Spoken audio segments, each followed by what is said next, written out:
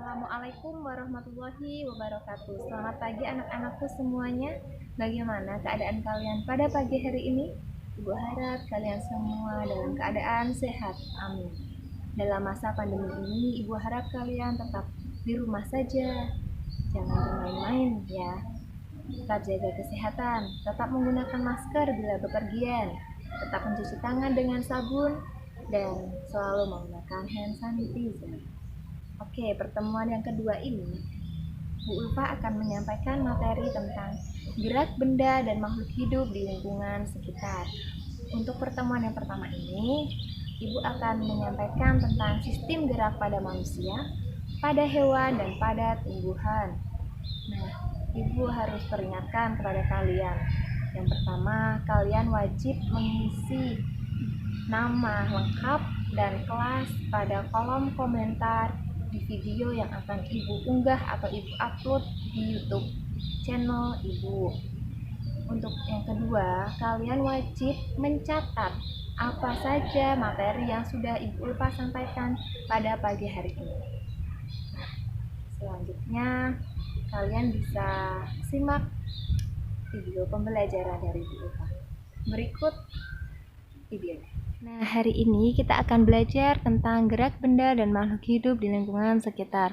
Poin yang pertama, kita akan membahas tentang sistem gerak pada manusia.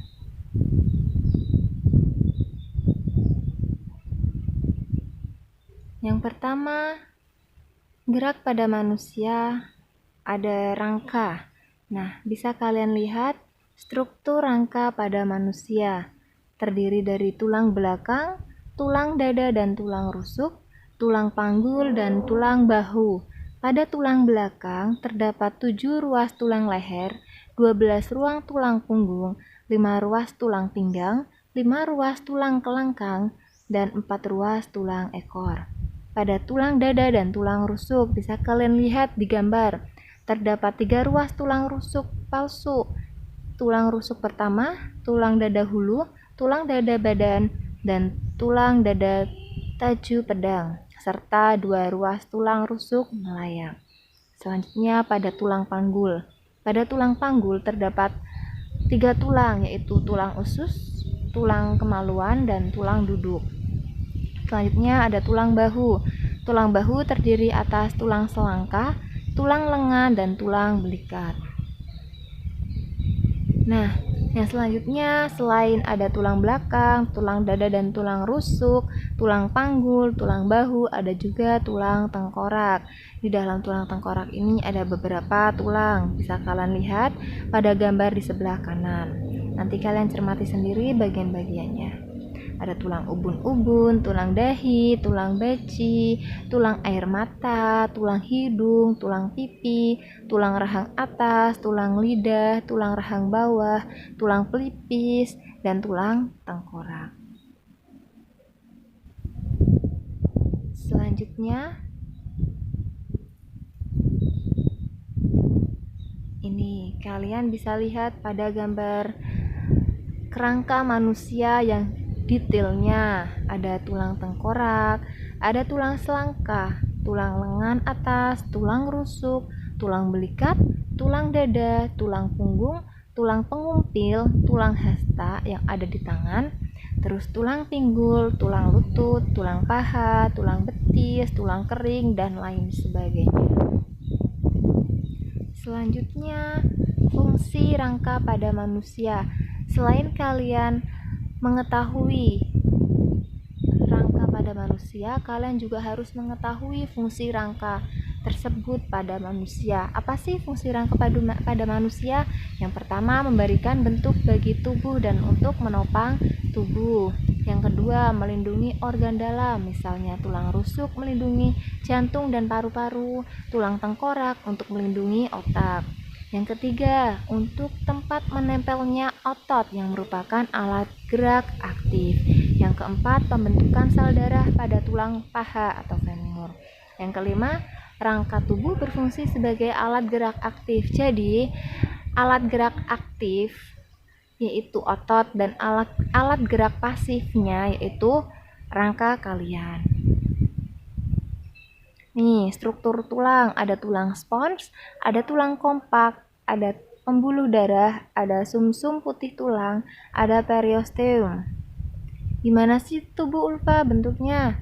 Kita gambar nih, lihat gambarnya. Nih ada periosteum tuh yang ditunjukkan gambar tuh yang warna putih tulang itu ya, pembuluh darah itu yang merah, sumsum tulang yang kuning itu.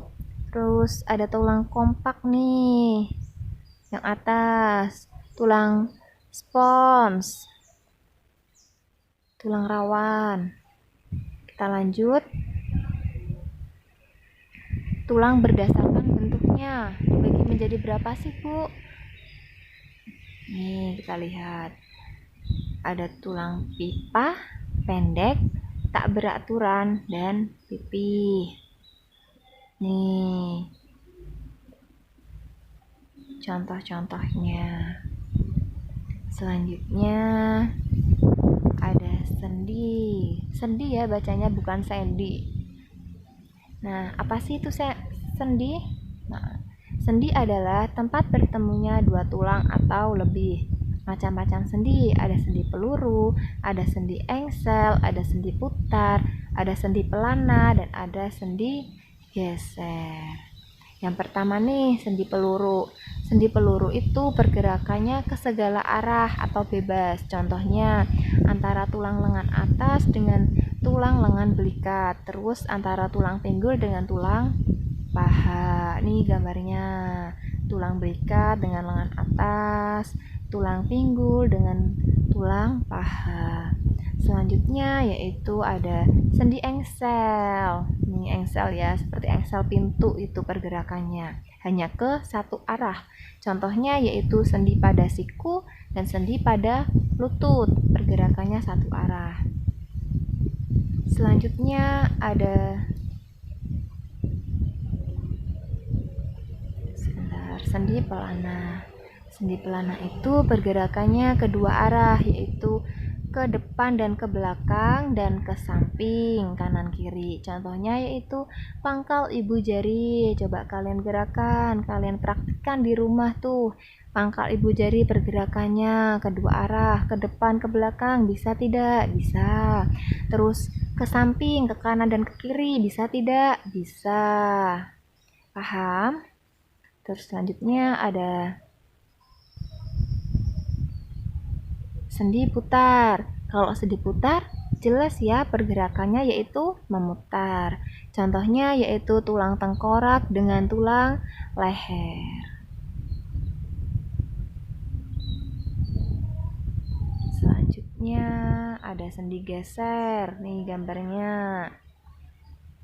Sendi geser pergerakannya yaitu jelas menggeser dan ke depan ke belakang. Contohnya tulang pergelangan tangan, tulang pergelangan kaki, dan di antara tulang belakang. Coba kalian praktekkan ya di rumah, digerak-gerakan. Sendi geser seperti apa? Contohnya apa? Terus sendi pelana, sendi peluru. Coba kalian praktekkan sendiri. Nah, selanjutnya otot. Nah, masuk ke dalam otot. Otot itu ada otot rangka dan otot tendon. Ya. Coba otot adalah penggerak bagian-bagian tubuh. Otot tadi disebut sebagai alat gerak aktif. Kalau rangka alat gerak pasif. Jangan terbalik ya anak-anak. Nah, selanjutnya nih. Adakah perubahan diameter otot lengan atas saat diluruskan dan dibengkokkan? Ayo coba. Ketika kalian mengangkat beban nih, misal mengangkat barbel, yang di rumah, yang sering olahraga, yang suka olahraga barbel, coba kalian pernah nggak sih berpikir, kenapa sih diameter otot lengan atas saat diluruskan dan dibengkokkan itu berbeda? Nih, berikut untuk penjelasannya. Kita simak ya. Nih, ada nggak perbedaannya? Tetap ada. Nih penjelasannya, pada saat otot diluruskan atau relaksasi namanya, maka otot bisep akan normal atau mengecil dan tricepnya akan membesar, sehingga diameternya itu lebih kecil. Jadi lengan kalian ada otot bicep dan tricep. Terus saat otot nih tangan dibengkokkan atau berkontraksi ototnya, maka bicepnya akan membesar atau memadat dan tricepnya akan mengecil sehingga diameternya lebih besar. Seperti itu.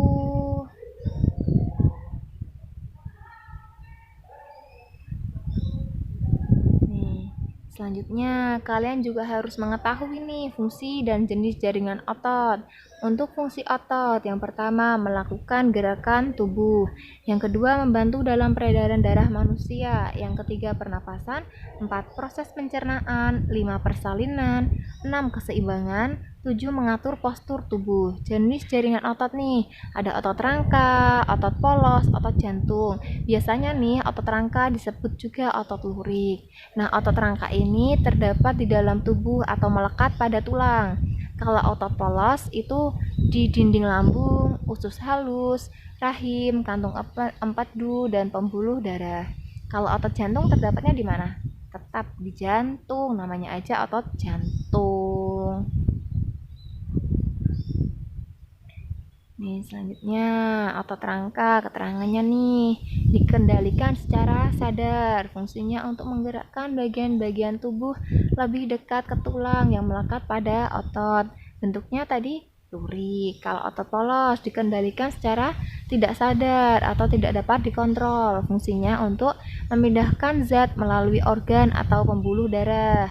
Berbentuk gelendong dan memiliki satu inti sel di tengah, berkontraksi secara perlahan dan berirama.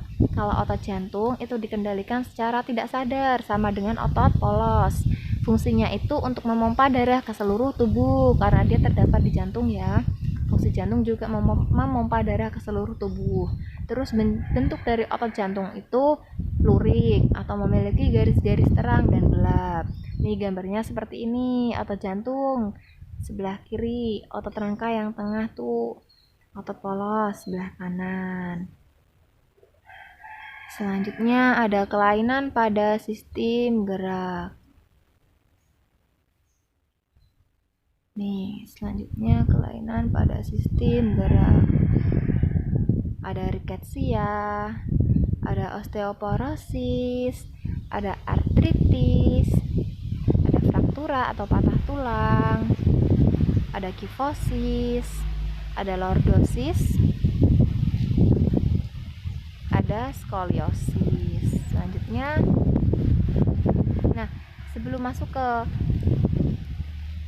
pembahasan selanjutnya, nanti kalian tugas yang pertama, kalian cari apa itu atau pengertian dari riketsia, osteoporosis, artritis, fraktura, kifosis, lordosis, dan skoliosis serta penyebabnya.